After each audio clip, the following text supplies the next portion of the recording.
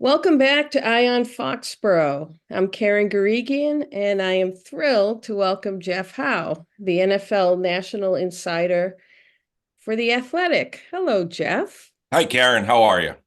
I'm doing great. Full disclosure to the audience, Jeff and I were colleagues at the Boston Herald. We covered the Patriots together. But boy, a lot has happened since then, Jeff. Yeah. Yeah, I left the beat with you after the Super Bowl in 2018. So things haven't been as great since our 6 year run together.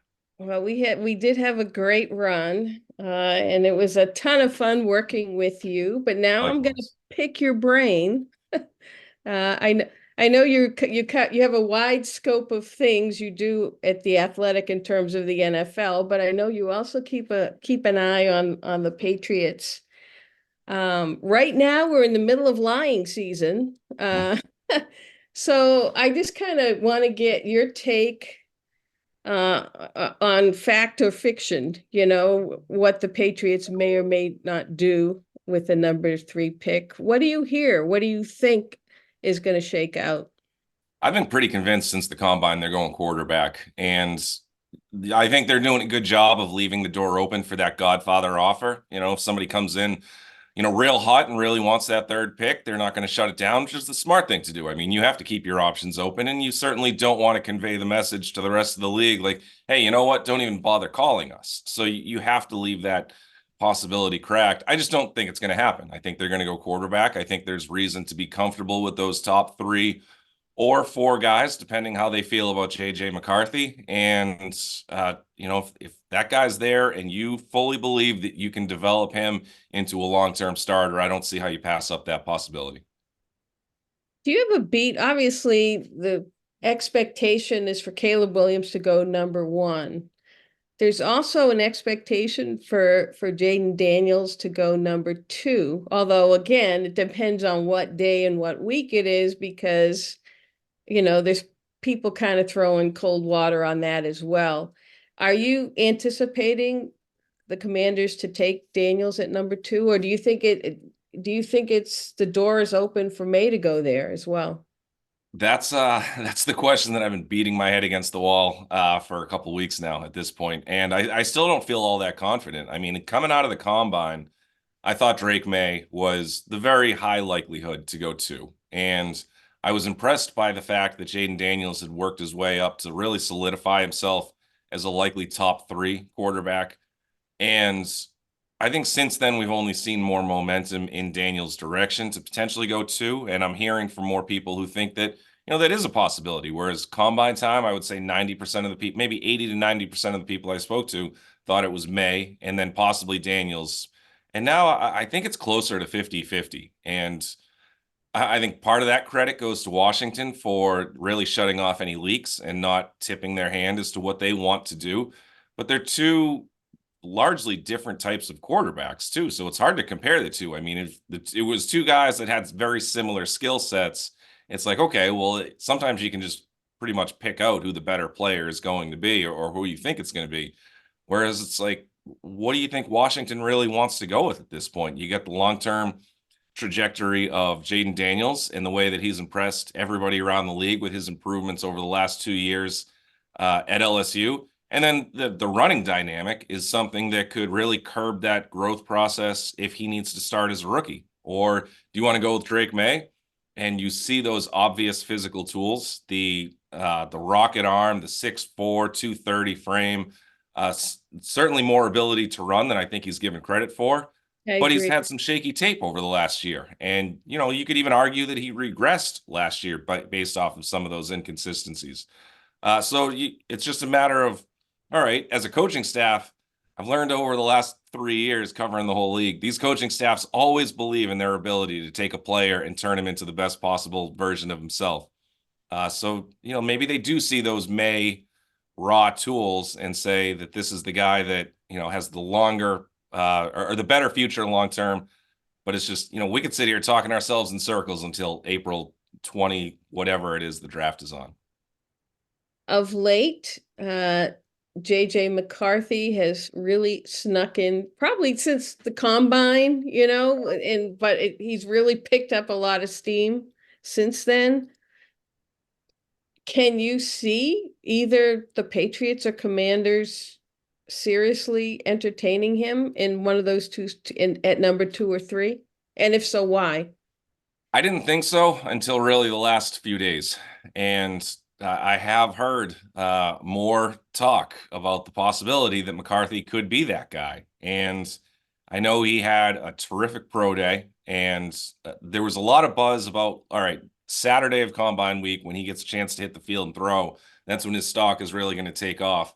And he had, he had a fine day, but I don't think it was that earth-shattering type of day. But I think there was enough momentum with his interviews throughout the week and the way that he presented himself to teams and the homework the teams were doing on him, realizing he's, a rock solid character. And they didn't throw a ton at Michigan. We all know that, of course. But now getting the chance to see him throw a little bit more, it's like, okay, maybe this is somebody who could jump in and lead an offense long term. I still, in my opinion, I still think Drake May and Jaden Daniels are a tier above McCarthy. But there are certainly people around the league who feel otherwise, and that he is a much more legitimate candidate to go number 2 than we had given him credit for, or certainly I had. And I think that's where it gets fascinating, because it's such an intriguing class of quarterbacks. Then, of course, there are, let's see, maybe 3 to 4 teams who might be inclined to move up the board. The Giants might take a quarterback, and they can probably sit at 6 and maybe get McCarthy there, depending on what happens with Arizona at 4, or they're going to have to move up to 4. But you also have Minnesota at 11, Denver at 12, and Vegas at 13, potentially moving up, potentially knocking on the Patriots' door for the number 3 pick. What kind of haul would you consider acceptable for them to trade out? First, before I would even consider that, if I'm the Patriots, I have to have some reservations that whoever the third quarterback is going to be, I'm not solely convinced that he's going to be the franchise quarterback. So if I have any sort of doubt, then I start to say, all right, what's the best offer I can get? What can I turn this into? I'm not moving, if that part is true, then I consider talking with the Giants and say, if you want to move up to either get that first receiver or that third quarterback, like, doors open. Let's see what you got. And then, it's going to start with at least 2 first-round picks, probably a couple seconds to move down to 6. If the teams from 11 to 13 are calling, it would be an absolute floor of 3 first-rounders. I would try to get 4 or the equivalent of that. I wouldn't want to trade that far down, because we all know what the Patriots' biggest needs are: quarterback, offensive tackle, and wide receiver. And if you drop to 6, you're going to either get you're going to get one of the top 2 tackles or wide receivers. So you're still in a great spot. If you move to 11, you're probably taking all of those players off the board. Right. You might get lucky to get the second offensive tackle. You might have to settle on the third, which isn't a bad thing if you're talking about getting, if you're talking 4 first-round picks, then it's like, okay, fine, maybe adjust expectations. But I don't know if I would drop down that far and risk getting a blue chip type of prospect. Who do you consider the safest quarterback? Meaning the guy who might, you might be able to just plug in and play, and he'll be decent. He won't be great, but he'll kind of be okay. You put a team around him, and he's not going to hurt you. Who do you consider like the safe quarterback? Jaden Daniels, because I think there's just so much projection, and maybe projection and safe aren't 2 words that necessarily relate to each other with the draft. But again, just knowing that he could buy some time as he's kind of working through some things. I mentioned like the progress that he's made over the last 2 years, and teams really thinking that progress is going to continue at an NFL level. But until he does, one thing they want to see is a little better anticipation, to see the field a little bit better, to throw guys open rather than waiting for them to get open. But you can offset some of those early, and like almost every quarterback, every rookie quarterback is going to deal with that struggle to some degree, no matter what. Caleb Williams will, Trevor Lawrence, Andrew Luck, guys like that did too. You're going to need time, you're going to need the experience. But I think what offsets that learning curve is just the mobility and the fact that he can make some electric plays with his legs, even if it's just buying time to throw. So I think he's probably the safest. I could take that and answer it a different way, though. Even though Daniels would be the safest pick, if I were at 2, I would still really strongly consider Drake May, because he's not as safe, because, again, some of the inconsistencies in the film last season are absolute causes for concern. But if you can rein in some of that, if you can get, the footwork and the mechanics better, just looking at that arm and the leadership, the personality traits, all of that other stuff, I would sacrifice the safety for the potential long-term growth. Yeah. Well, the reason I ask that question is some people think if the Patriots have a little doubt, they really like Drake May, or they really like Jaden Daniels, whoever drops there, that the temptation to move down and take someone like a Bo Nix, who has 5 years or whatever, has the most experience, let's say, of all the quarterbacks. You kind of know what he is, already. But if you're the Patriots, again, with no quarterback, really, do you go the cautious route or do you swing for the fence? I almost think that that's a choice for them, especially when you're talking about getting the draft picks and perhaps taking the quarterback later in the first round. Yeah, I'd swing for the fences. I Yeah, me just, too. yeah, Me too. I wouldn't make it any more complicated than I need it to be. And there are people, or Bo Nix has his supporters around the league. He absolutely does. I mean, he's really smart. He commanded the entire offense at the line of scrimmage with Oregon. They put a lot on his plate, so they know that he can do it. He's mature, not just because of his age and experience, but he was a big prospect coming out of high school too. So he's dealt with this for quite a while. It's just the question is, like, can he be that guy who can jump in and potentially elevate everybody around him? Or is he just a guy who is going to come in, and I don't want to say just a guy, or is he somebody who can come in and needs the offense to be clicking at a certain level to have that success? I mean, you need to, if you're a team that has like a lot of faith with your system, like the Vikings, I think are an example that come to mind.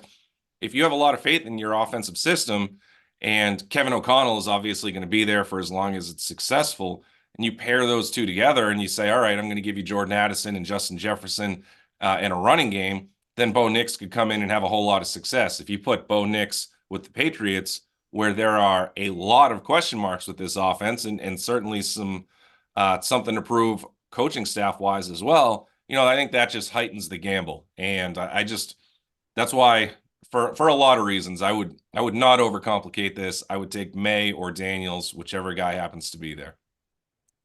How do you think of the Patriot process now? Because it's all about collaboration. They had 9 guys at the pro day for Daniels. They had 9 guys at the pro day for May.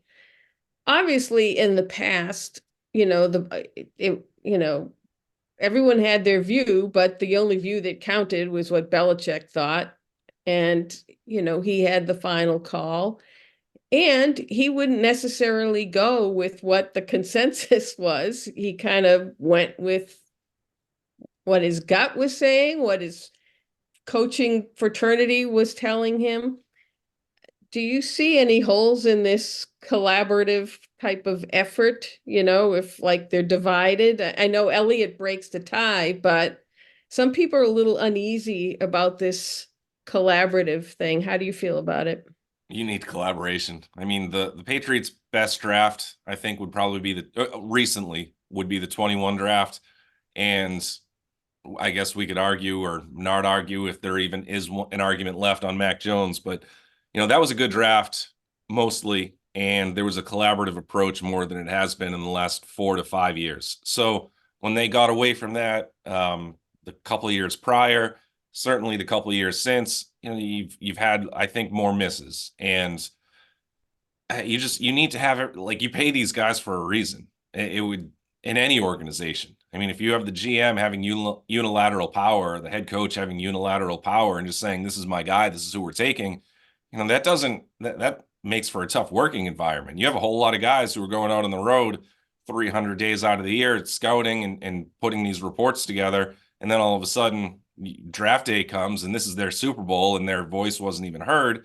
How do you think that's going to make somebody feel? So collaboration is important, and I don't see why that method would be criticized. And, the other thing too is, like, Gerard Mayo is a first-year head coach.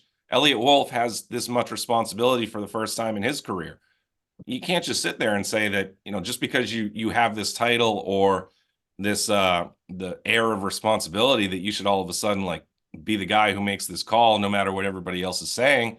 And, we talk about putting players in positions to succeed by using their strengths on the field. You got to do the same thing with the head coach and the director of personnel, and say, Gerard Mayo, this guy's going to know defense. And I think he's even been open about the fact that quarterback or offensive stuff is not necessarily his expertise at this point. He'll allow him the time to grow into that. Same with Elliot Wolf. He's going to have his blind spots, and that's why he's got to rely on his staff to shore those up as well.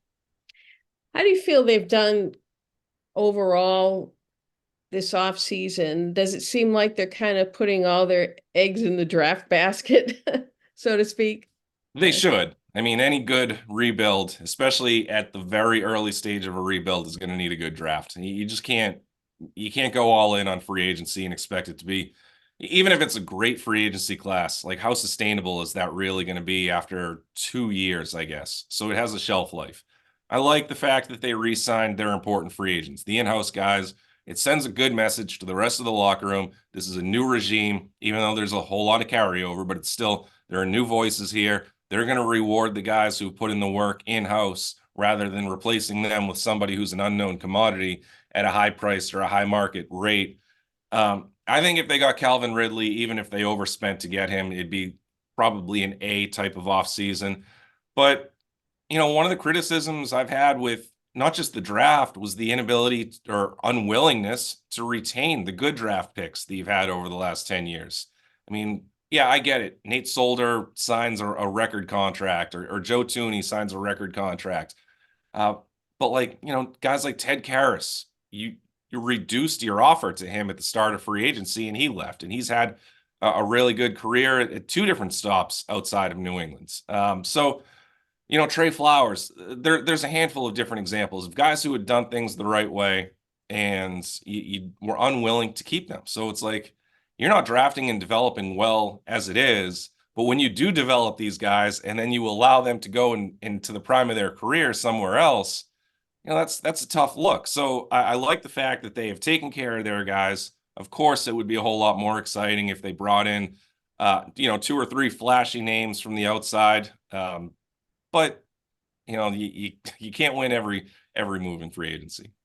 How do you see the transition tag playing out with Kyle Duggar? I mean, there's been some reports that he's not happy with that tag and not really being able to move. How do you see that playing out? The next player I hear of who's happy with a franchise or transition tag will probably be the first. So Yeah. I wouldn't worry too much about that. That's, again, sort of like with Barmore, even though a different phase of the negotiating period. That's something that you're going to want to make sure you take care of. You want to keep your guys happy. Really, just building off of that last point too.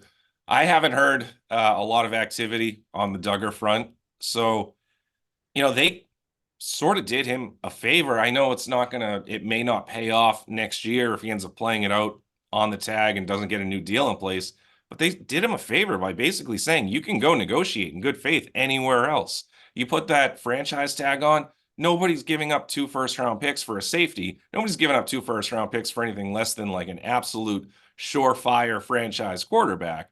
So that does not make him a free agent. As a transition tag player, he's a true free agent.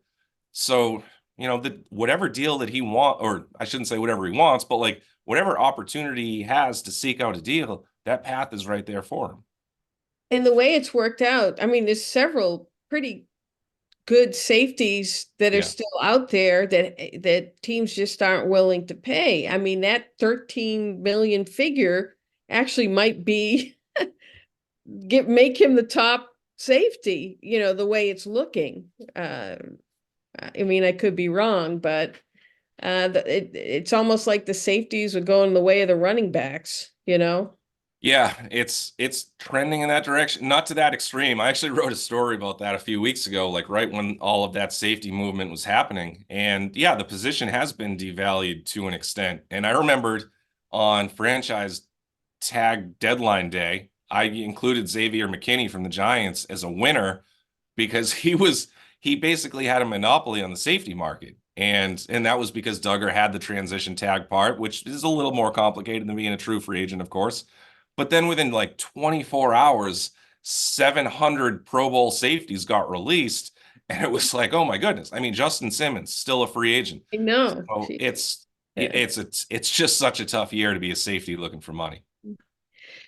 Do you see, based on where things are right now, that I know you wrote something on the Jets getting Hassan Reddick. Do you still see the Patriots kind of the bottom feeder in the AFC East? Yeah, I do. Absolutely. I mean, until I think there will be a little more excitement 4 weeks from now when the Patriots introduce their quarterback, assuming we're right on this one. But even still, like they're at the beginning of a rebuild, and those other teams, I think I could see Buffalo coming back to earth a little bit next season, but I also kind of thought the same was going to happen last season, and we saw what Josh Allen was able to do down the stretch. So even when Josh Allen is playing at his best, he can get everybody around him playing better. But they had a bit of a cap crunch this offseason, so they might have a little bit more of a struggle next year than they have the previous 2 or 3. I think Miami's in a strange spot with Tua because, and I guess 2 years ago it's hard to hold that against Tua because he was hurt for the playoffs and they got in and they gave Buffalo a pretty good unexpected run in that first round game. But they're a team that has to shake off that label of having all of this regular season production and then not being able to show anything for it in the playoffs. And then the Jets, yeah, I mean, on paper, probably the most talented team, but how many times have we said that before? Yeah. Uh, Before we get to one final thing, I want to ask, are you like expecting all kinds of fireworks with the first round? Like Yeah, with I can't wait. yeah.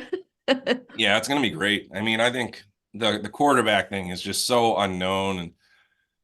And, we talk about the first 3 or 4 guys, depending on where McCarthy goes. I mean, what's going to be wild if something really unexpected happens, and I say really unexpected because until the last few days, like I didn't think McCarthy was even a possibility at 2.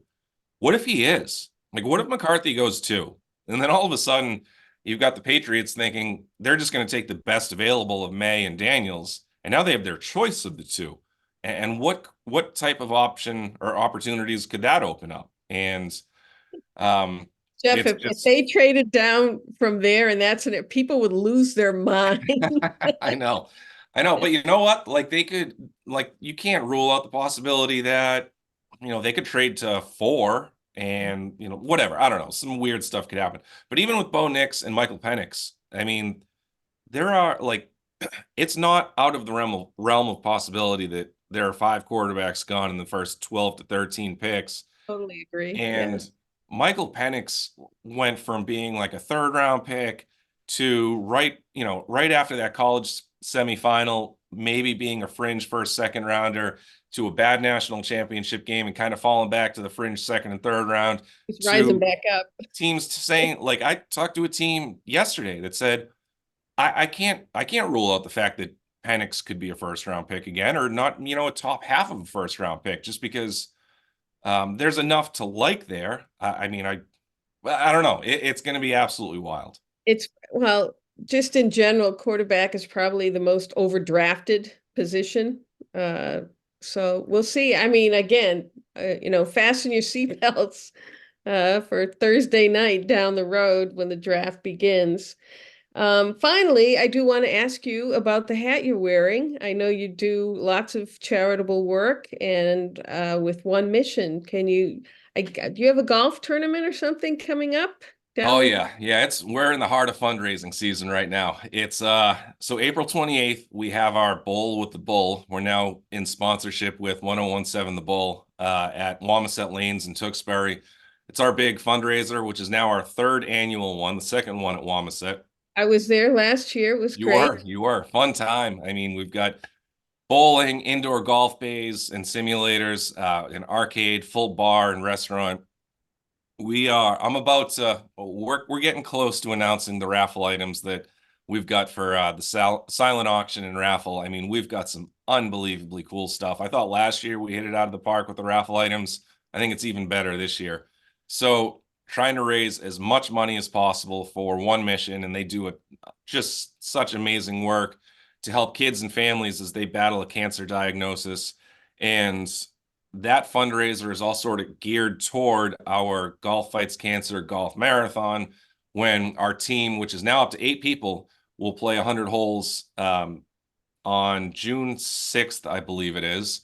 And again, all of that money is redirected toward One Mission. And the amount of work that we've been able to do over the last couple of years, and thanks to matching donations and the support from Golf Fights Cancer, just in the last 2 years alone, we've been able to help generate $200,000 for One Mission. So we're trying to keep that train going this year. So if you check out my tweets or my pinned tweet, it should have a link to get tickets for the fundraiser April 28th at Wamisit Lanes in Tewksbury. You don't need to buy the tickets online. You can buy tickets at the door, but it's going to be a great day. It's from 10 to 2. It'll be the Sunday after the draft. We're going to have a little bit of a quick draft panel, kind of go through whatever the Patriots did. But other than that, it's just a whole bunch of people hanging out, having a good time, and just raising money for a cause that I know we can all rally together to support. And where is the golf marathon? Where do you typically play? Juniper Hills in Northborough. So it's Awesome. great. I mean, it sounds wild to try to think that you can play 100 holes in a day. I was very skeptical because I grew up playing golf all the time, and I don't think I ever played more than 66. But it's speed golf. It's fun. It's a lot of laughs. Play with some friends. It's a 36-hole course, so everybody's spread out, and you can kind of just do your own thing or play 3, 4 balls a hole. But it's a fun day, and it's for a cause that we can all get behind. For sure, Jeff. Thanks so much for hanging out with me. And again, I enjoyed our time working together, and I still enjoy us being colleagues on the same beat. And friends, Karen. So thanks a lot for having me. It's always And good good talking to you. friends. Yep. Thanks, Jeff. Take Thank care. you.